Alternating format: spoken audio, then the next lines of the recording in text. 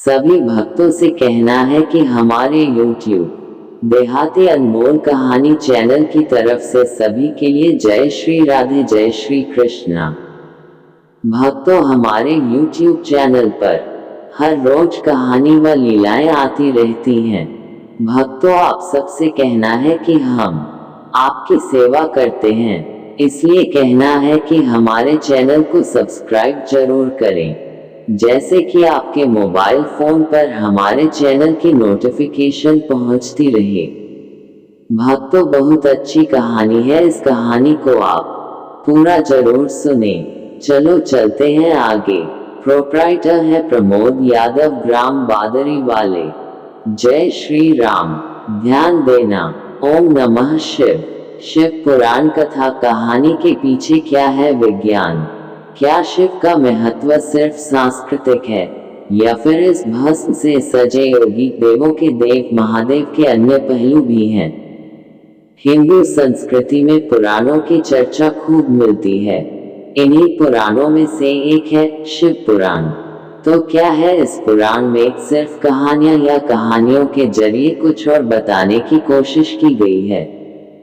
जिस विशाल खालीपन को हम शिव कहते हैं, वह सीमाहीन है, शाश्वत है। मगर चूंकि इंसानी बोध रूप और आकार तक सीमित होता है, इसलिए हमारी संस्कृति में शिव के लिए बहुत तरह के रूपों की कल्पना की गई। गूढ़ समझ से परे ईश्वर, मंगलकारी शंभु, बहुत नादान भोले, वेदों, शास्त्रों और तंत्रों के महान गुरु और शिक्षक, दक्षिण मूर्ति, आसानी से माफ कर देने वाले आशुतोष, सृष्टा के ही रक्त से रंगे भैरव, संपूर्ण रूप से स्थिर अचलेश्वर, सबसे जादुई नर्तक नटराज आदि। यानी जीवन के जितने पहलू हैं, उतने ही पहलू शिव के बताए गए हैं।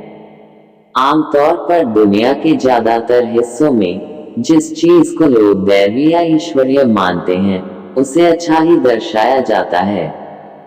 लेकिन अगर आप शिव पुराण को ध्यान से पढ़ें, तो आप शिव की पहचान अच्छे या बुरे के रूप में नहीं कर सकते। वह सब कुछ हैं, वह सबसे बदसूरत हैं, वह सबसे खूबसूरत भी हैं, वह सबसे अच्छे और सबसे बुरे हैं, वह सबसे अनुशासित भी हैं, मगर पियक्कड़ भी। उनकी पूजा देवता, दानव और दुनिया के हर तरह के प्राणी करते हैं। हमारी तथाकथित सभ्यता ने अपनी सुविधा के लिए इन हजम न होने वाली कहानियों को नष्ट भी किया, मगर शिव का सार दरअसल इसी में है। शिव की शख्सियत जीवन के पूरी तरह विरोधाभासी या विरोधी पहलुओं से बनी है। अस्तित्व के सभी गुणों का एक जटिल संगम एक ही इंसान के अंदर डाल दिया गया है, क्योंकि अगर आप इस एक प्राणी को स्वीकार कर सकते हैं, तो समझ लीजिए आप पूरे जीवन से गुजर चुके हैं। जीवन के साथ हमारा सारा संघर्ष यही है कि हम हमेशा ये चुनने की कोशिश करते हैं कि क्या सुंदर है और क्या नहीं, क्या अच्छा है और क्या बुरा। लेकिन अगर आप इस एक शख्स, जो जीवन की हर चीज का एक जटिल संगम है, को स्वीकार कर सकते हैं, तो आपको किसी चीज से कोई समस्या नहीं होगी। शिव पुराण कहानी के पीछे क्या है विज्ञान? अगर आप शिव पुराण की कहानियों पर ध्यान दें, तो आप देखेंगे कि इनमें सापेक्षता के सिद्धांत, क्वांटम मैकेनिक्स के सिद्धांत, पूरी आधुनिक भौतिकी को बहुत खूबसूरती से कहानियों के जरिए अभिव्यक्त किया गया है। यह एक तार्किक संस्कृति है। इसमें विज्ञान को कहानियों के जरिए व्यक्त किया गया था। हर चीज को साकार रूप दिया गया था, मगर बाद में जाकर लोगों ने विज्ञान को छोड़ दिया और बस कहानियों को ढोते रहे। उन कहानियों को पीढ़ी दर पीढ़ी इस तरह बढ़ा चढ़ाकर पेश किया जाता रहा कि वे पूरी तरह मूर्खतापूर्ण लगने लगी। अगर आप उन कहानियों में फिर से विज्ञान को ले आएं, तो यह विज्ञान को अभिव्यक्त करने का एक खूबसूरत तरीका है।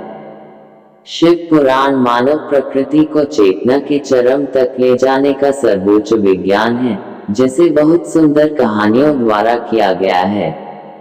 योग को एक विज्ञान के रूप में व्यक्त किया गया है, जिसमें कहानियां नहीं हैं, लेकिन अगर आप गहन अर्थों में उस पर ध्यान दें, तो योग और शिव पुराण को अलग नहीं किया जा सकता। एक उनके लिए है जो कहानियां पसंद करते हैं, तो दूसरा उनके लिए है जो हर चीज को विज्ञान की नजर से देखना चाहते हैं, मगर दोनों के लिए मूलभूत तत्व एक ही हैं।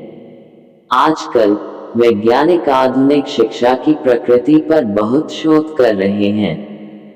एक चीज ये कही जा रही है कि अगर कोई बच्चा 20 साल की औपचारिक शिक्षा प्राप्त करने के बाद व्यवहारिक दुनिया में प्रवेश करता है, तो उसकी बुद्धि का एक बड़ा हिस्सा नष्ट हो जाता है, जिसे वापस ठीक नहीं किया जा सकता।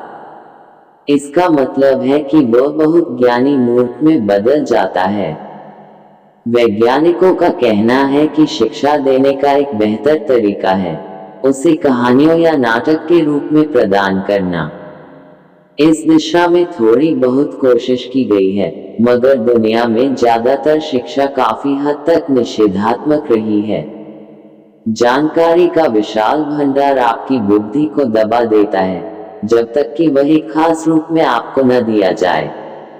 कहानी के रूप में शिक्षा प्रदान करना बेहतरीन तरीका होगा। इस संस्कृति में यही किया गया था। विज्ञान के सर्वोच्च आयामों को बहुत बढ़िया कहानियों के रूप में दूसरे लोगों को सौंपा गया है। इस कथा में अगर कोई गलती हो तो माफ करना। ओम नमः शिवाय।